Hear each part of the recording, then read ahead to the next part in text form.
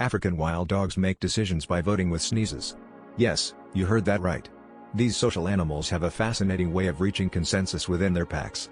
When it's time to decide on a group activity, like going on a hunt, wild dogs engage in a sneeze-based voting system. Researchers discovered that the number of sneezes indicates whether the pack will undertake a particular action. If enough members eschew an agreement, the group sets off on their mission.